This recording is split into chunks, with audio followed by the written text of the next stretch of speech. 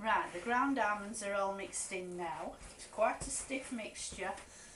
I've got here a kilo of dried fruit, which has been soaked overnight in a big wine glass full of sherry. It's a mixture of raisins, sultanas and currants. I don't like mixed peel, so that's why I don't buy the packets of mixed fruit. But you can, if you like the peel, you can buy the packets, it's up to yourself. I just prefer to mix it myself. The only preparation I would say you need to do here is pick over the fruit, and if you come across anything like this with a stalk on, take the stalk off, because if you get that in your mouth it'll be like eating a little stone. So this is all lovely and plumped up and moist now, so I'm going to dip it all into the mix.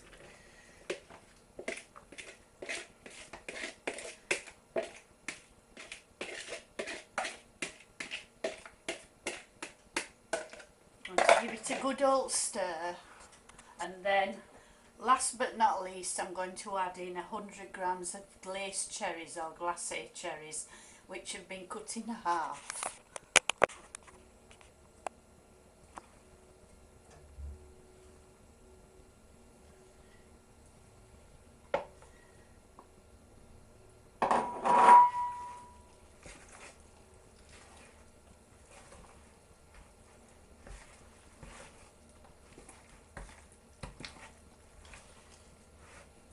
The cherries are in now, so give it a final mix. I've got the oven set at 125 degrees centigrade, which is gas mark 1.5, and it will take between about 2.5 hours to cook. You can't do it quickly, it's got to be cooked long and slow. Now it became clear that this amount of mix was not going to fit into that small cake tin, so I've greased and buttered a loaf tin as well. That's a £2 loaf tin. So I'm going to turn the mixture into these tins now.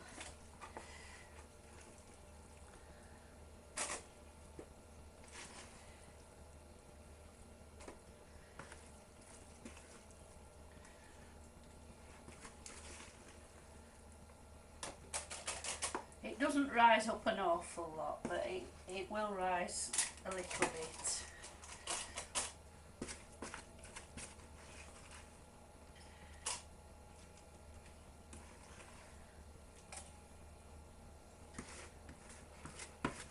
This is the bit where when I was a young girl, I used to wait for my grandma to finish and then used to scrape out the bowl and eat it. Absolutely delicious.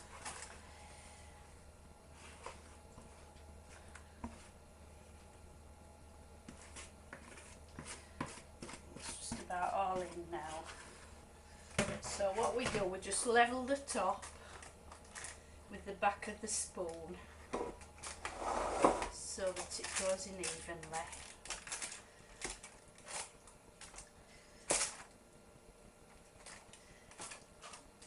And that's it, ready to go in the oven.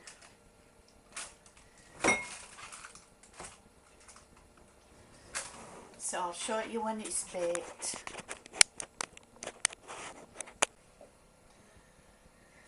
I've just checked the Christmas cake in the oven. The square cake is not cooked yet, but the loaf is. It's brown around the edge than in the middle, but I can tell that that is cooked. So it's taken 1 3/4 hours to bake the loaf. So what I'm going to do, I'm going to lift this out and pop it onto the wire rack and let it cool. And then we're going to do something else with it. Right, this Christmas cake's cooked now. The way I test it is I stick a needle or knitting needle into the centre, or a skewer, and if it comes out clean and dry, you know that it's baked. So I'll leave that to cool right down now, and then I'll show you what to do next. It's just taken 2.5. Right, the Christmas cake's finished now. It's cooled right down. So the next thing we do is get ready to put it away to keep. So I've got some brandy here and my trusty paintbrush. And what we do, paint all over with the brandy.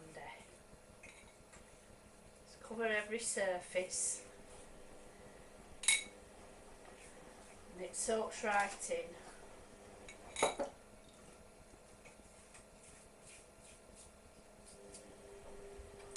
All the way around.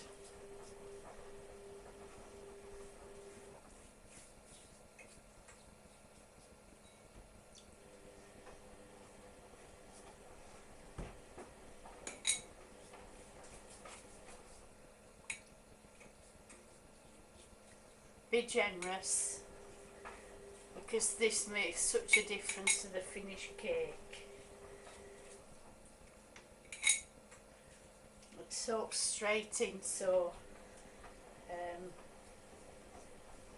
you can wrap the cake up now in foil. I shall do the same with that cake.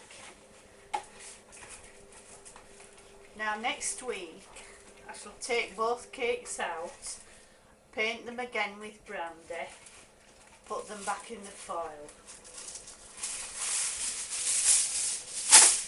And the week after that I'll do the same again. So all in all, the cake gets painted 3 times with brandy, and then you just leave it then until Christmas, till it's ready to eat. And every time you do it, the cake gets darker and richer, so it really is worthwhile. And the finished cake is beautiful, really nice. So go ahead, it's not that difficult, but it's challenging to get it right. The baking is the most difficult part. It did take 2.5 hours to bake the big cake, this one, but well worth the effort. So go on, bon appetit, and I hope you have a Merry Christmas. Bye.